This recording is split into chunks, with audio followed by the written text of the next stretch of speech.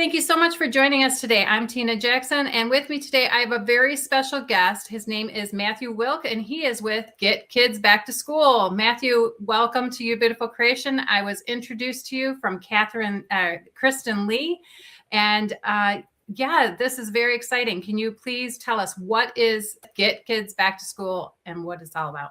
So Get Kids Back to School, again, thank you for having me. Really appreciate it. Get Kids Back to School is a 501c4 that I created after and around COVID. So I was a former school board member who advocated for the return to school in 2020. And my history is that the left-wing mob came after me, and I had 500 people call into a Zoom call to tell me what a jerk I was.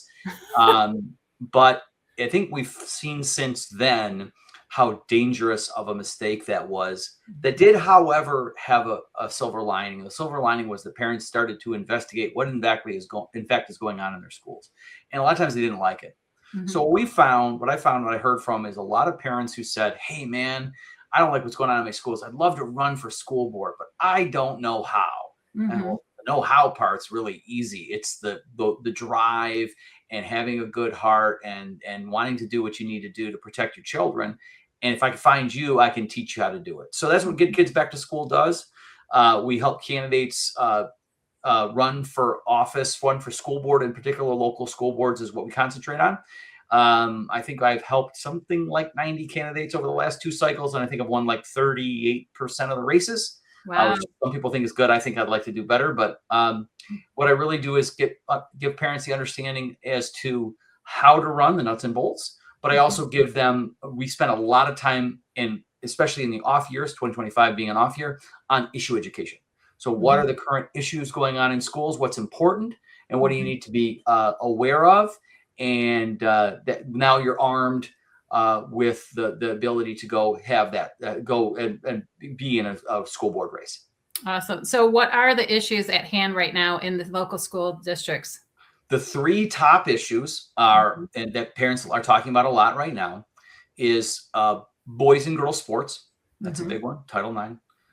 Books are a massive one. DEI. And DEI being the third one. Sorry, books and DEI are the third one. School districts tend to have kind of local issues. School bonds have been massive in the last cycle. It's very, very local issue. Several very large bonds have gone down because parents concluded you aren't going to spend our money properly.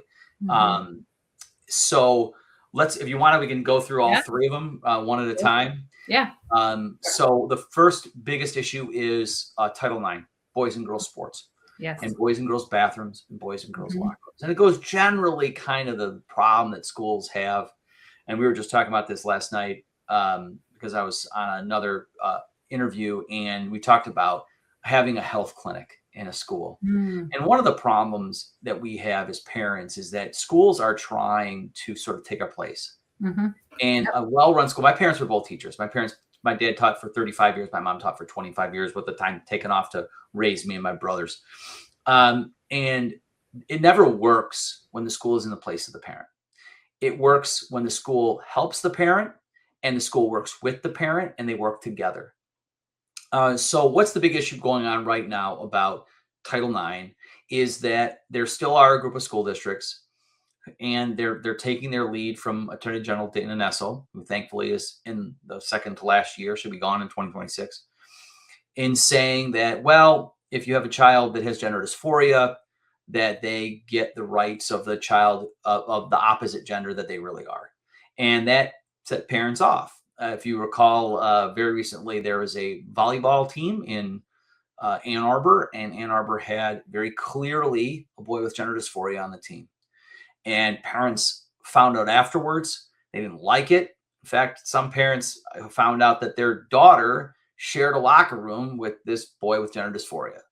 And that's just wildly inappropriate. When you ask anybody over the age of like 40, they say it's wildly inappropriate. You know, it's been around on this planet for thousands of years for a reason. Okay. Yep. So right now, in 2024, we had some severe headwinds because Joe Biden was president. Joe Biden had an executive order that said, yep, you're right. Gender expression, you snap your fingers. I call it the Shania Twain provision where you snap your fingers and say, man, I feel like a woman and now I'm a woman. And schools and colleges were supposed to agree with that by law. That lasted in court about 5 minutes. I think 11 different courts threw that out. Donald Trump was elected. He reversed that. Now we're still fighting through the interaction between that and Michigan's Elliott Larson Civil Rights Act, which some people have interpreted to mean that gender identity is protected at a level broader than it was in the Supreme Court. If you can't tell, in my past lifetime, I was an attorney, so I follow a lot of these things. So parents want to know what policies their school has in place for those provisions. Okay. And a lot of times what they find out is they have a policy and boy, that doesn't necessarily fit their community. So item number one that's on a lot of people's minds is that sort of thing, because man, my kids are 18 now, and it wasn't so long ago that they were teenagers and young teenagers, and a lot of weird things go through teenagers' minds. And if we take every one of those weird things and we say, it's not weird, you're right, Mr. 11-year-old boy, you're not. Right. Okay. And that's not the job of a parent. Right. And so parents are digging into that. That's an issue. Sometimes they're finding out a lot of things they don't want to find out. Yeah. Well, isn't it that their frontal lobe doesn't even close, to rationale is not 26 to 30 years old or something like that. So they do stupid stuff. For boys, certainly. That's certainly, I have twins. I have a boy and a girl, right? So the girl is, and as you are probably well aware, girls are more advanced than boys. Okay. Yeah.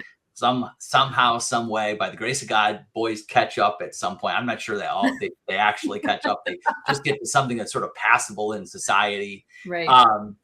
But you're not prepared to make those decisions. There's a reason. Okay, like here's an interesting one for you. Yes. You know why women at the age of 18 can't rent a car? And the women can't rent a car because the United States government laws do not allow you to discriminate between men and women. And there's a whole bunch of statistical evidence that says boys at 18, no way. Girls, you could probably get away with it, but we can't do that. So you can't rent a car until you're 25, because boys until they're 25 are too much of a risk. Right?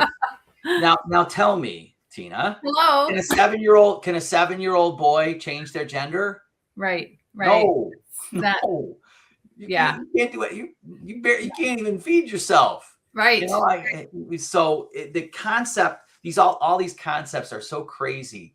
And what we are doing is this fight has been brought to the local school board level, and we need to equip parents to fight back and to get engaged when that happens.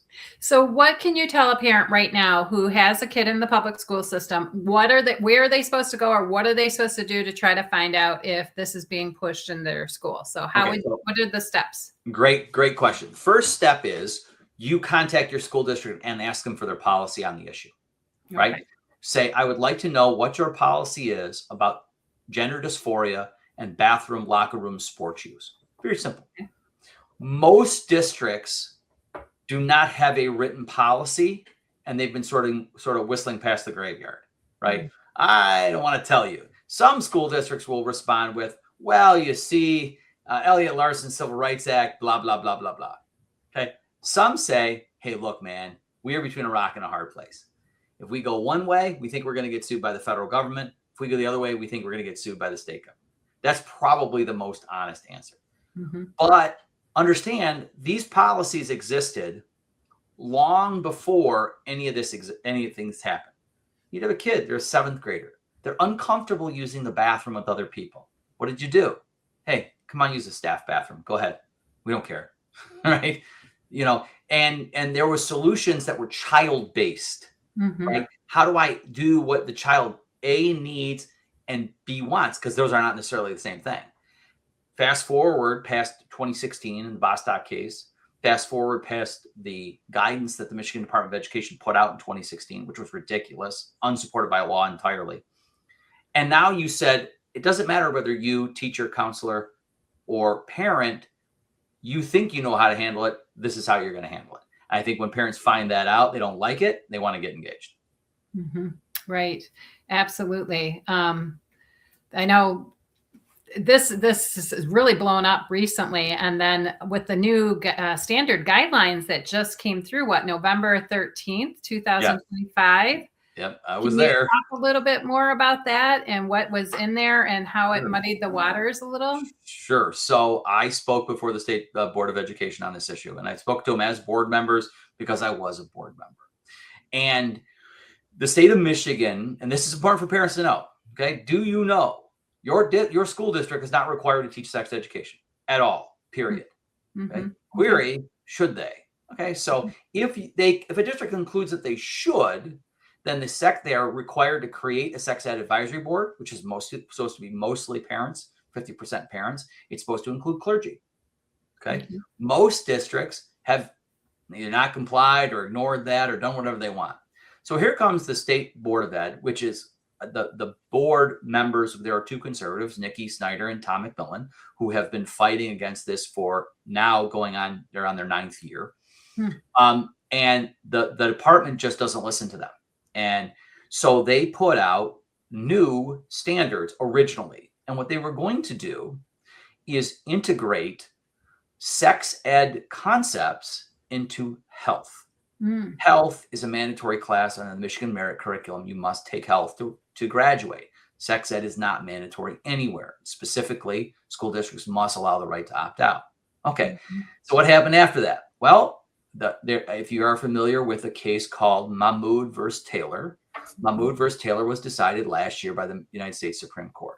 And in the Mahmoud case, it had to do with parents of elementary school kids whose kids were going to be subjected to LGBTQ content through the English curriculum. And the Supreme Court, having heard all the crazy arguments that parents hear all the time, rejected all of the district's arguments. It's too complicated. It's well, they need to see it. It's in the English curriculum. They rejected all of them. And they said parents have the constitutional right under the First Amendment to opt out of material that violates sincerely held religious beliefs.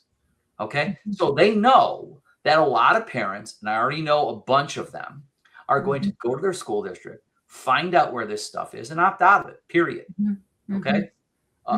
The boy who wears blue or something like that, whatever. My kids don't have to read that garbage. Right. If you haven't read them, I would never in a million years put them on a podcast because they are smut and garbage. They have no business being in a school at all. So now parents have the right to opt out. So this comes from the state of Massachusetts, who we copied their homework. So what did the state of Massachusetts do? Well, we're just going to integrate LGBTQ in other classes. So you're forced to have it. And in the description of it, and when you heard some people testifying in favor of it, they said, no. You see, if parents don't tell their kids about this stuff, it's our job to tell them, right?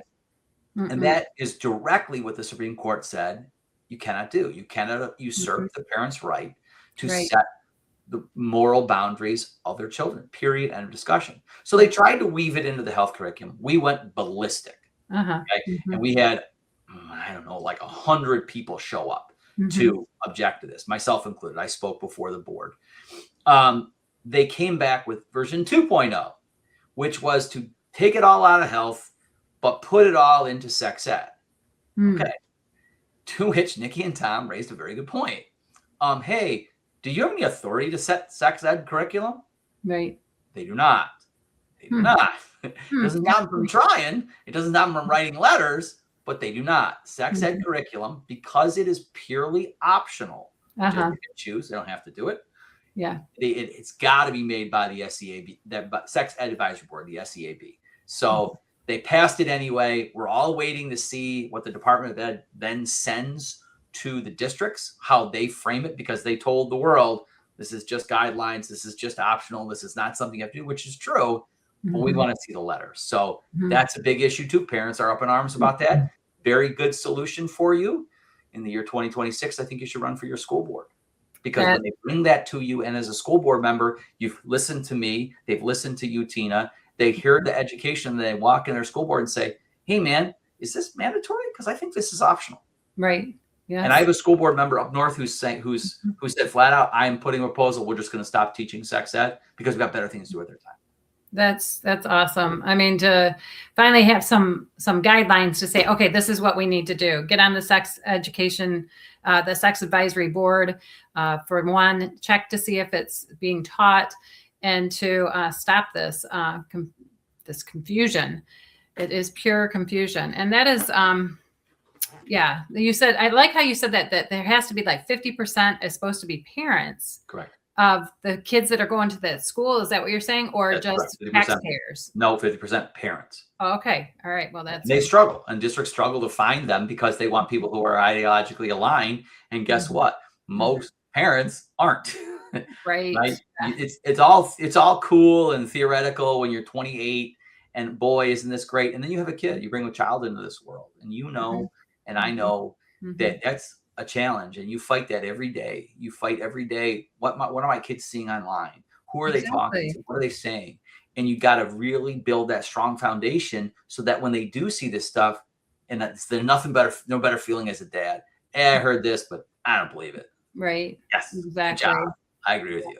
You did that. You did your job. Yes. Right. That is wonderful. Wow. So then too, even like with the special, I know like with a sex education person that comes in to teach it, they have to have like a special credential. So that's what you said you're waiting for to see what's in that. No, what the state is going to do at this point is they're going to send a notice to the district saying, hey, we adopted these standards. Now, I want to see if the caveats are in there because sex ed is optional. It's not like math or science or English. Okay. Those are mandatory. Sex ed is optional. Are you telling people they must or they may? There's a difference because if they go to districts and they say to districts, yeah, you can do this if you want, but you don't have to. A lot of districts wisely might say, we're not going to do it. Right. Exactly. We're not going to do that in our sex ed thing because remember, sex ed is taught. There are some of these classes that are a very, very young age. Very young age. And yes, is it 6th grade or something like that? Yeah, exactly. And it's like, is this really? Yeah, no. Like those that are on the sex ed board, can they choose just to leave out the gender dysphoria and go ahead and then teach the regular sex ed? They can teach any subset they want. They can keep parts they like and throw out parts they don't want because it's all optional. Right. And it has to go through. Yes, it's all optional. Yeah, and that's okay. You could teach. You could teach reproduction. Okay, that's fine. Reproduction, it's something the birds and the bees. But when you get beyond that, because what happens is it goes from being scientific to being ideological. Yes. And there was a gentleman that spoke right before me, and we kind of all gasped when this guy, and he stands up and he says, this is before the state board, but he said, the problem here is that parents are not the experts. Scientists are the experts. And we all looked around like, at what? You're not an expert in my kid. No. Period. Right? Yeah. You're just not. Right? You see my kid. You could be the best therapist in the world, and you might see my kid once a week. I see my kid 12 hours a day, every day. I know what's going on in their lives. I know everything. And by the way, and this is what the fundamental importance is. It's my decision. Yeah. It's my decision how I'm going to raise my child. Until they're 18, right? That's our right as a parent until they're 18. That's right. And then oh, geez. Oh, wow. Okay. So anyways, there was some more information about what your organization does. So can you tell us a little bit more? Because I know we got about minutes left or so. Yeah, sure. So Get Kids Back to School is a 501c4. So what we do is two predominant things. We do training, identify training and recruitment really for school board candidates. Okay. How do you run? You file this form at this time. This is how you do flyers. This is how you do messaging. This is campaign finance. This is what you should be doing at this particular time when you're running. Okay. All very important things. Because a lot of times we have, like a young lady I spoke to today, she and I have been talking about her FOIA problems with her district. I'm trying to get her to run because I think she'd be a great candidate. She's very enthusiastic and I think she's got it. Now, she might not know how to make a yard sign. She might not know what to file, when, where, but I do. And I'm happy to help her. Because that's the easy part. Finding someone who's passionate about their local school district, that's the hard part. The second part, and almost the more important part, is issue education. Okay, schools are very particular. They're very state-based. There are some national programs, and they say something like, well, half of this stuff doesn't apply to Michigan, right? How funding is done, how expenditures are handled, collective bargaining, lots of different things, because I want my candidates to be armed about how things legally run in this state. Okay. And sometimes it has to do with board operation. Okay. What are you allowed to do? Because a lot of times you hear from, say, the MASB, no, you can't do that. And then they contact me. This is my favorite part of this whole process, right? Because I do this all for free. I don't charge anybody anything. That's awesome. You're an answered prayer, by the way. I did. I prayed that lawyers would come into the fold and help us out, because we don't know what we're doing. Right. And the thing is, all you have to do is ask, and it's like a 5-second question. Like I got the question today: is the Sex Ed Advisory Board, can I record the meeting? And turns out, in the Open Meetings Act handbook published in 2022 by Dana Nessel, it says right there, yes.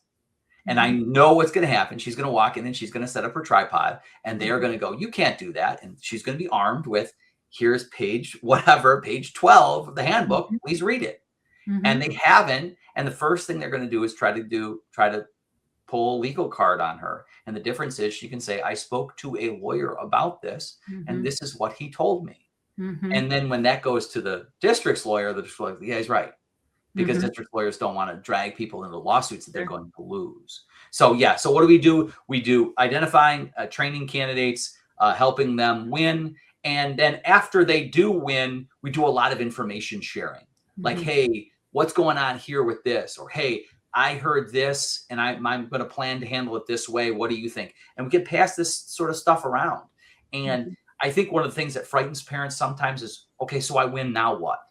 And now what is, you're going to still have access to me and to my network. And I can say, hey, talk to so-and-so. They went through something similar, how they handle it, or stuff that I went through when I was on a board. So that's really what the organization does. If you are a parent, you're watching this show and you want to get involved, you think your local district might not be on the right track, please go to the website. It's www.getkidsbacktoschool.org. You can click on it. You can contact me through there. And we're setting up, the first trainings are going to start in next month. They're all free.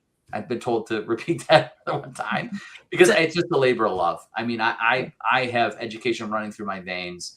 My parents were both teachers. Awesome. And there's so much we're doing that we shouldn't be doing. And if we didn't do those things, there would be more time to do the things that teachers love doing. Okay. Yes. I say this all the time. You know what a 5th grade math teacher likes to do? They like to teach 5th grade math. Right. They don't want to teach all this DEI garbage. They don't want to explain the pride flag on the wall. They don't want to do any of that. They like doing what they do. And is anyone out there? Anybody? Does anybody think that we're doing a good job? Yeah. Nobody. Well, I think you're doing a good job. No, I mean, you're doing a good job. I don't know about the rest of the. And they try. Look, I mean, these teachers are doing yeoman's effort trying to get this done. By the way, they get paid nothing. Yeah. Right? And you're asked, and every decade we add something more to their job. I just had this argument with a former school board member who she and I agree on a lot of things and disagree on a lot of things. And well, these kids are coming in and they don't have coats and they're hungry. And I said, yeah, but we're not a restaurant and we're not a clothier and we're not the Salvation Army. And I get it that you see this poor kid and you want to fix these problems, but that's a part of the school day. Okay. And schools have finite resources and finite time. And when you put something in, something else comes out. Right. So when we were having this discussion about sex ed and health and all that, and how we're going to add all this LGBTQ stuff to health. Okay. Honestly, be honest. Do you think our country is filled with healthy people? It's not. No. Right? Yeah. You need to learn a lot about that. So when you added this, what fell out? Right. More discussion of exercise, of diet, of mindfulness and stuff like that. Yeah. They don't look at it that way. Yeah. I would love for the health class to teach about herbs and all natural oils that bring healing to your body, and the fruits and the veggies how can your body heal naturally? that would be great to get real health back into our foods, and how to mill your own wheat if you need to, and there's so many different ways that it can go in the health arena, like you said, and even basic biology. I would love to see basic biology be basic biology of a male is a male, a female is a female, and end of story. I think that needs to be taught at the highest, at screaming it out from the rooftops here. It's there's a no-brainer. When that science and ideology come next to each other, they don't mix well. And everyone saw it. And the great part for our kids, the silver lining for our kids is my kids lost half of the 6th grade and almost all of the 7th grade. And all based on this lie that a piece of cloth over your face was going to save your life. It didn't. And now they don't take it on face value anymore. When the government says, you must do this, they go, really? Why? They don't look at it, and it's great, and it's beautiful, and I love it. Yeah. Well, at least your kids were blessed to have you as a dad and a lawyer could stand their ground. I mean, that is an awesome blessing. And I'm so thankful for you. I'm thankful for your organization. We only have a couple more minutes here left, so I'm going to just put this back up there if you want to say it one more time. And any other last thoughts? No, my thought is the same as it was. We're approaching 2026. It's a big election year, a lot of important things going on.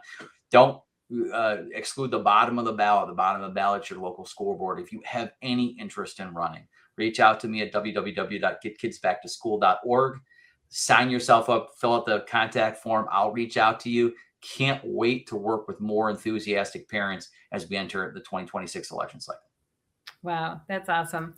Well, thank you so much, Matthew. I appreciate you joining us today. And this is just a wonderful thing for all you parents. Please take him up on this. This is our answered prayer. We've been praying for many, many months about all of this, and we want to get this cleaned up in our schools. Our kids matter. They are the next generation that's going to help us through, and we have to have them of this sound mind. So please get in contact with him, run, and you will be fully equipped. God is going to lead, guide, direct your steps. I just put that mantle upon you, that the Lord's blessing is upon you to run the race that is set before you. And some of you may even feel that in your spirit. You're just like, I'm getting pricked about that. Yes, that is the Spirit of the Lord saying, contact Matthew. He will help you. You don't have to do this by yourself. There's a team that's coming together, and we will take this land back, but we need you to join the forefront. And I encourage you, please do so. Well, again, thank you so much for joining us today. I am Tina Jackson. I'm Matt Wilk from Get Kids Back to School. And you are a beautiful creation in Christ Jesus. Thanks for joining us. Bye-bye.